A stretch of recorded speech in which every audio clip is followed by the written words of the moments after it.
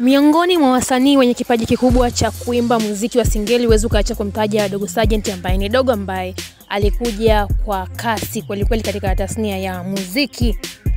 Lakini juzi kati hapo tumeweza kushuhudia ule mgogoro wake wa kutoka Wanaman Gang, na siku ya jana ndio siku ambayo Dogo Sergeant alikuwa na mkutano na waandishi wa habari na alizungumzia juu ya swala hili ambalo lilimfanya yeye atake kutoka kwa Chino, na aliweka wazi kwamba ni kutokana na kwamba walitaka mikakati mizuri ya ufanyaji wa kazi, ikiwa ni pamoja na swala zima la kupewa mkataba na vitu kama hivyo.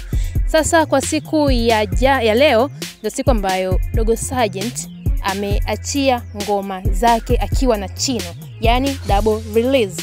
Ngoma ya kwanza ambayo ameachia dogo huyu ni inaitwa Mlegezo akiwa na Chino Kids, lakini pia Dogo Sergeant akiwa na Black Shonyi inaitwa Far, lakini nyingine ikiwa ni Dogo Sergeant akiwa na huyu Black Shonyi inaitwa I Miss You, ambayo ni bonus track. Na nyimbo hizi zimeanza kufanya vizuri kweli kweli katika mitandao ya kijamii kutokana na kwamba Dogo Sergeant anaga jambo dogo katika swala zima la kuimba, akiamua kitu ameamua kweli kweli. Lakini leo hii pia Chino ameweza kushare picha na video akiwa pamoja na Dogo Sergeant, lakini chini ya video hiyo caption ikasoma, watu hawapendi tunavyoishi, peace mdogo wangu, sema magoma yako yote makali sana na una talent kubwa sana, mimi shahidi wako wa hilo, imebaki Mungu na bidii na upendo wa Tanzania, let's go all song out now kila kona. Ndio kitu ambacho ameweza kushare Chino leo hii katika ukurasa wake wa Instagram, akiwataarifu watu kwamba